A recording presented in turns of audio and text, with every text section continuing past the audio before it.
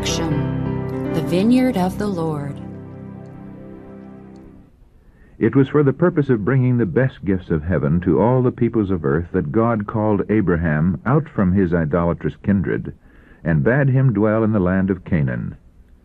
"I will make of thee a great nation," he said, "and I will bless thee, and make thy name great, and thou shalt be a blessing."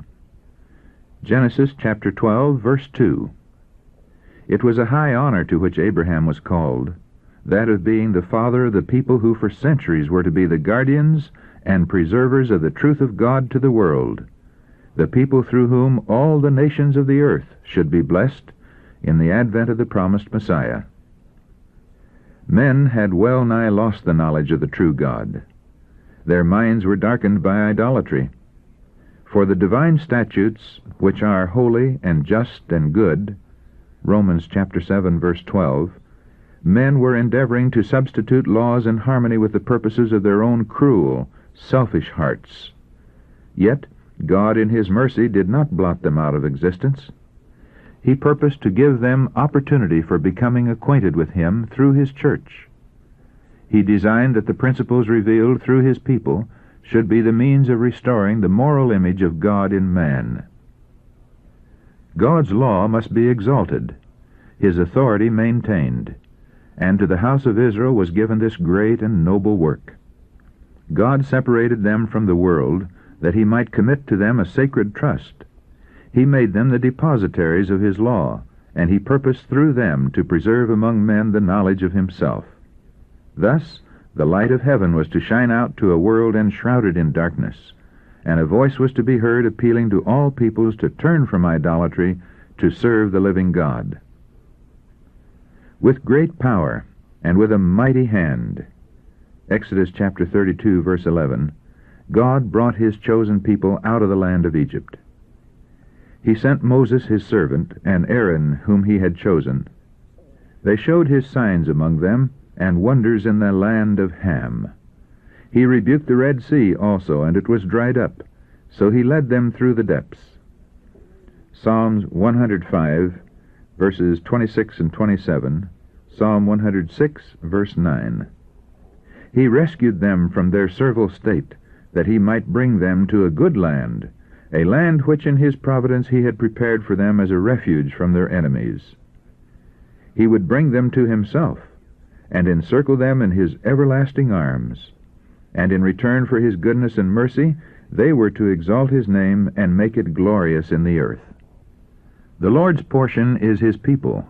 Jacob is the lot of His inheritance.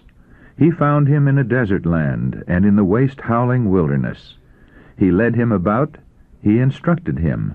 He kept him as the apple of His eye.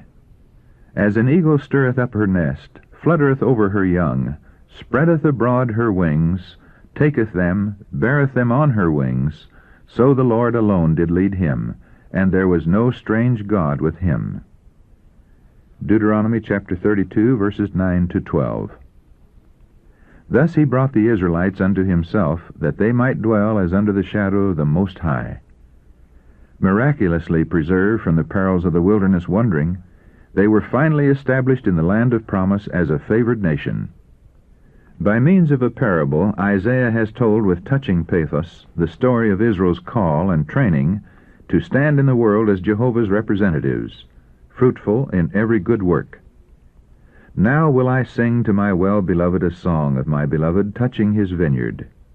My well-beloved hath a vineyard in a very fruitful hill, and he fenced it, and gathered out the stones thereof, and planted it with the choicest vine, and built a tower in the midst of it, and also made a winepress therein, and he looked that it should bring forth grapes. Isaiah chapter 5, verses 1 and 2. Through the chosen nation, God had purposed to bring blessing to all mankind. The vineyard of the Lord of hosts, the prophet declared, is the house of Israel, and the men of Judah His pleasant plant. Isaiah chapter 5, verse 7. To this people were committed the oracles of God. They were hedged about by the precepts of His law, the everlasting principles of truth, justice, and purity. Obedience to these principles was to be their protection. for it would save them from destroying themselves by sinful practices. And as the tower in the vineyard, God placed in the midst of the land his holy temple. Christ was their instructor. As he had been with them in the wilderness, so he was still to be their teacher and guide. In the tabernacle and the temple, his glory dwelt in the holy Shekinah above the mercy seat. In their behalf he constantly manifested the riches of his love and patience. Through Moses the purpose of God was set before them, and the terms of their prosperity made plain. "Thou art an holy people unto the Lord thy God," he said. "The Lord thy God hath chosen thee to be a special people unto himself, above all people that are upon the face of the earth. Thou hast avouched the Lord this day to be thy God, and to walk in his ways, and to keep his statutes, and his commandments, and his judgments, and to hearken unto his voice. And the Lord hath avouched thee this day to be his peculiar people, as he hath promised thee, and that thou shouldest keep all his commandments, and to make thee high above all nations which he hath made, in praise, and in name, and in honor, and that thou mayest be an holy people unto the Lord thy God, as he hath spoken." Deuteronomy chapter 7, verse 6, and chapter 26, verses 17 to 19. The children of Israel were to occupy all the territory which God appointed them. Those nations that rejected the worship and service of the true God were to be dispossessed. But it was God's purpose that by the revelation of his character through Israel, men should be drawn unto him. To all the world the gospel invitation was to be given. Through the teaching of the sacrificial service, Christ was to be uplifted before the nations, and all who would look unto him should live. All who, like Rahab the Canaanite and Ruth the Moabitess, turned from idolatry to the worship of the true God, were to unite themselves with his chosen people. As the numbers of Israel increased, they were to enlarge their borders, until their kingdom should embrace the world. But ancient Israel did not fulfill God's purpose. The Lord declared, "I had planted thee a noble vine, wholly a right seed. How then art thou turned into the degenerate plant of a strange vine unto me?" Israel is an empty vine. He bringeth forth fruit unto himself. And now, O inhabitants of Jerusalem, and men of Judah, judge, I pray you, betwixt me and my vineyard. What could have been done more to my vineyard, that I have not done in it? Wherefore, when I looked that it should bring forth grapes, brought it forth wild grapes? And now go to, I will tell you what I will do to my vineyard. I will take away the hedge thereof, and it shall be eaten up, and break down the wall thereof, and it shall be trodden down. And I will lay it waste, and it shall not be pruned nor digged. But there shall come up briars and thorns. I will also command the clouds that they rain no rain upon it. For he looked for judgment, but behold oppression, for righteousness, but behold a cry. Jeremiah chapter 2, verse 21, Hosea chapter 10, verse 1, and Isaiah chapter 5, verses 3 to 7. The Lord had, through Moses, set before his people the result of unfaithfulness. By refusing to keep his covenant, they would cut themselves off from the life of God, and his blessing could not come upon them. At times these warnings were heeded, and rich blessings were bestowed upon the Jewish nation, and through them upon surrounding peoples. But more often in their history they forgot God, and lost sight of their high privilege as his representatives. They robbed him of the service he required of them, and they robbed their fellow men of religious guidance and a holy example. They desired to appropriate to themselves the fruits of the vineyard over which they had been made stewards. Their covetousness and greed caused them to be despised even by the heathen. Thus the Gentile world was given occasion to misinterpret the character of God and the laws of his kingdom. With a father's heart, God bore with his people. He pleaded with them by mercies given and mercies withdrawn. Patiently he set their sins before them, and in forbearance waited for their acknowledgment.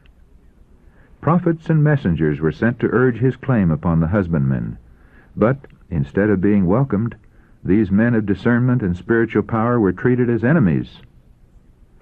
The husbandmen persecuted and killed them. God sent still other messengers, but they received the same treatment as the first, only that the husbandmen showed still more determined hatred. The withdrawal of divine favor during the period of the exile led many to repentance. Yet, after their return to the land of promise, the Jewish people repeated the mistakes of former generations and brought themselves into political conflict with surrounding nations. The prophets whom God sent to correct the prevailing evils were received with the same suspicion and scorn that had been accorded the messengers of earlier times, and thus, from century to century, the keepers of the vineyard added to their guilt. The goodly vine planted by the divine husbandman upon the hills of Palestine was despised by the men of Israel, and was finally cast over the vineyard wall. They bruised it and trampled it under their feet, and hoped that they had destroyed it forever. The husbandman removed the vine and concealed it from their sight. Again he planted it, but on the other side of the wall, and in such a manner that the stalk was no longer visible. The branches hung over the wall, and grafts might be joined to it, but the stem itself was placed beyond the power of men to reach or harm. Of special value to God's church on earth today, the keepers of his vineyard, are the messages of counsel and admonition given through the prophets, who have made plain his eternal purpose in behalf of mankind. In the teachings of the prophets, his love for the lost race and his plan for their salvation are clearly revealed.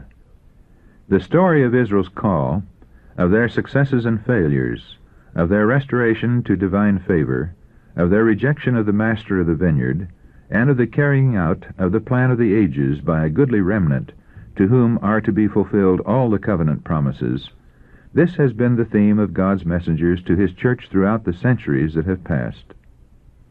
And today, God's message to his church, to those who are occupying his vineyard as faithful husbandmen, is none other than that spoken through the prophet of old, "Sing ye unto her, a vineyard of red wine. I, the Lord, do keep it. I will water it every moment, lest any hurt it. I will keep it night and day." Isaiah chapter 27, verses 2 and 3. Let Israel hope in God.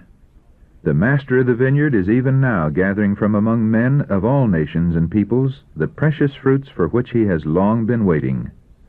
Soon he will come unto his own, and in that glad day his eternal purpose for the house of Israel will finally be fulfilled. He shall cause them that come of Jacob to take root. Israel shall blossom and bud, and fill the face of the world with fruit. Isaiah chapter 27, verse 6. Take root. Israel shall blossom and bud, and fill the face of the world with fruit. Isaiah chapter 27, verse 6.